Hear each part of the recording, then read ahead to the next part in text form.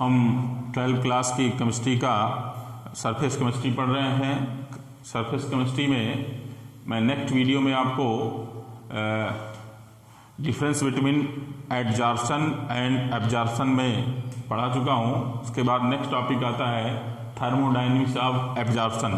इसमें लगभग वही सारी चीज़ें बार बार कही जाती हैं। जैसे लिखा हुआ इसमें एब्जॉर्प्शन इज एक्सोथर्मिक रिएक्शन या एक्सोथर्मिक प्रोसेस, ऑब्लिक यहाँ प्रोसेस भी कह सकते हैं आप। प्रोसेस होता है एक्सोथर्मिक में, आपको पता है कि हीट रिलीज होती है ऐसे केमिकल रिएक्शन में जिसमें हीट रिलीज होती है। दूसरा point, during adsorption weak van der Waals force as strong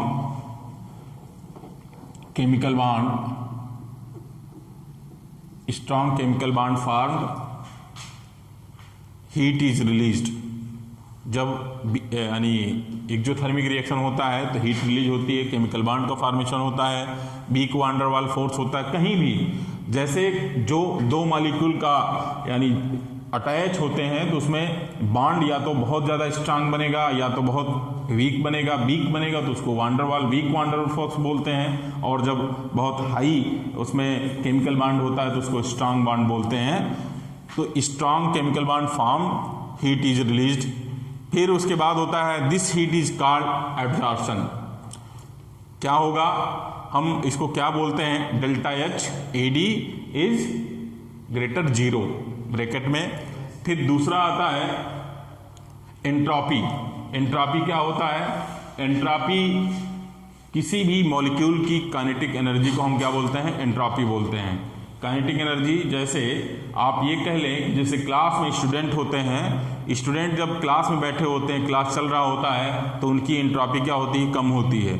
और जैसे ही छुट्टी होती है तो स्टूडेंट की एंट्रोपी क्या होती है, बढ़ जाती है। उसी तरह जब किसी सरफेस पे मॉलिक्यूल आके बैठते हैं या आते हैं तो उसकी एंट्रोपी क्या होती है, कम हो जाती है। उस मॉलिक्यूल की एंट्रोपी को हम किससे डोनेट करते हैं, डेल्टा एस से करते हैं। तो during absorption the molecule of absorbate get localized, यानी सरफेस पे आके मॉलिक्यूल बैठ जाते हैं, चिपक जाते हैं, लोकलाइज हो जाते हैं, तो उस मॉलिक्यूल की क्या हो जाती है, एंट्रोपी डिक्रीज हो जाती है। इसको delta S AD is greater 0, ये आप ऐसे लिख सकते हैं। तो इसको हम क्या कहेंगे, इसके आगे फिर हम करते हैं, बंद करिए इसको।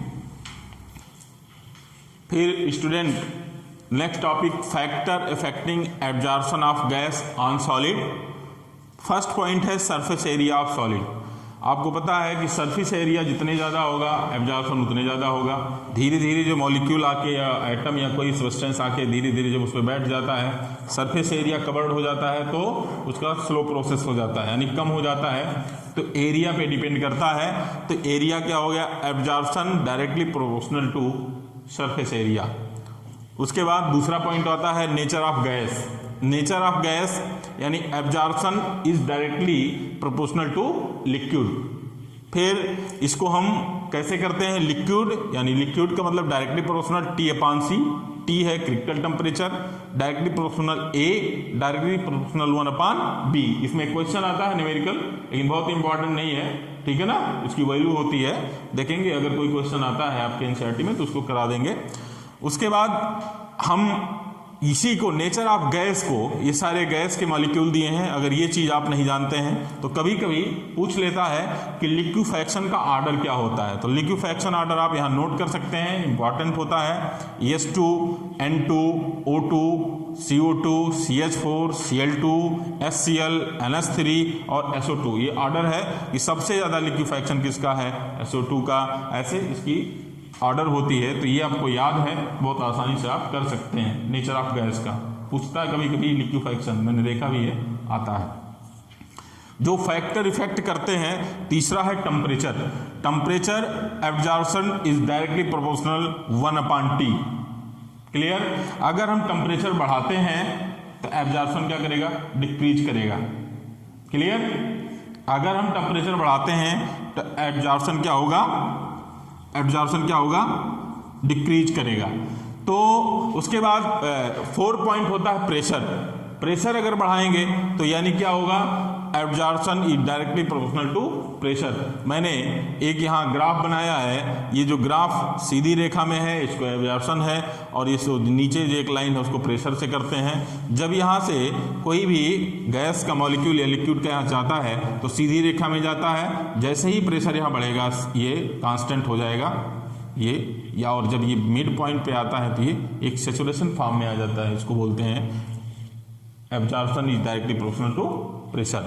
फिर पांचवा पॉइंट आता है नेचर ऑफ एब्जॉर्बेंट। एब्जॉर्बेंट आपको पता है कि क्या होता है एब्जॉर्बेंट, ये इसके नेचर पे डिपेंड करता है कि वो किस टाइप का है, गैस है, लिक्विड है या सॉलिड है।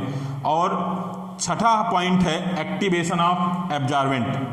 जब एक्टिवेशन क्या है, एनर्जी की बात होती है, कोई भी मॉलिक्यूल या एटम कितनी तेजी से आ रहा है, किस टाइप का है, सॉलिड है, लिक्विड है, गैस है, तो इस पे डिपेंड करता है एब्जॉर्बेंट की आपकी फैक्टर इफेक्ट करते हैं। तो सीधा सीधा आप ये कह सकते हैं, कभी कभी ऐसा भी पूछ ले कि सरफेस एरिया ऑफ सॉलिड, दूसरा नेचर ऑफ गैस, तीसरा है टेम्परेचर, चौथा है प्रेशर, और पांचवा है नेचर ऑफ एब्जॉर्बेंट, और सिक्स है एक्टिवेशन ऑफ एब्जॉर्बेंट।